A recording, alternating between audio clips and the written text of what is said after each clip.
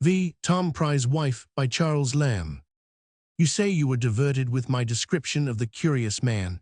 Tom is in some respects an amusing character enough, but then it is by no means uncommon. But what power of words can paint Tom's wife?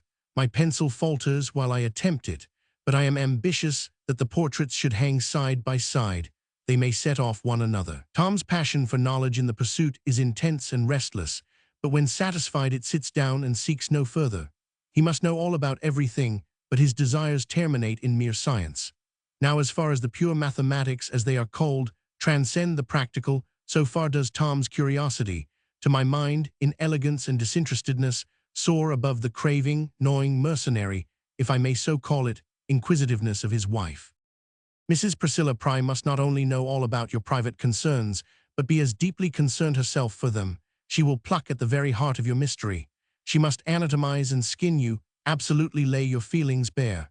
Her passions are reducible to two, but those are stronger in her than in any human creature, pity and envy. I will try to illustrate it. She has intimacy with two families, the Grimstones and the Gubbinses. The former are sadly pinched to live, the latter are in splendid circumstances. The former tenant an obscure third floor in Devereux Court, the latter occupy a stately mansion in Mayfair. I have accompanied her to both these domiciles. She will burst into the incommodious lodging of poor Grimstone and his wife at some unseasonable hour, when they are at their meagre dinner, with a "Bless me, what a dark passage you have. I could hardly find my way upstairs. Isn't there a drain somewhere? Well, I like to see you at your little bit of mutton."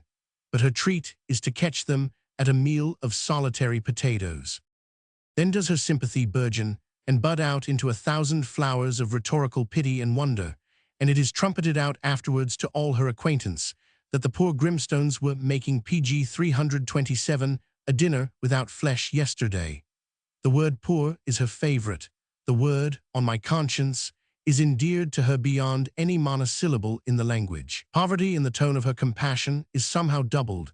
It is emphatically what a dramatist, with some license, has called poor poverty.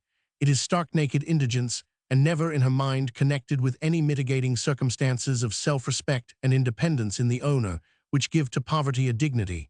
It is an object of pure pity and nothing else. This is her first way. Change we the scene to Mayfair and the Gubbinses. Suppose it a morning call. Bless me, for she equally blesses herself against want and abundance. What a style you do live in, what elegant curtains. You must have a great income to afford all these things. I wonder you can ever visit such poor folks as we, with more to the same purpose, which I must cut short, not to be tedious. She pumps all her friends to know the exact income of all her friends. Such a one must have a great salary. Do you think he has as much as 800 a year? 750 perhaps. A wag once told her I had 1,400. Heaven knows we bank clerks, though with no reason to complain, in few cases realized that luxury, and the fury of her wonder, till I undeceived her, nearly worked her spirits to a fever. Now Pry is equally glad to get at his friend's circumstances, but his curiosity is disinterested, as I said, and passionless. No emotions are consequent upon the satisfaction of it.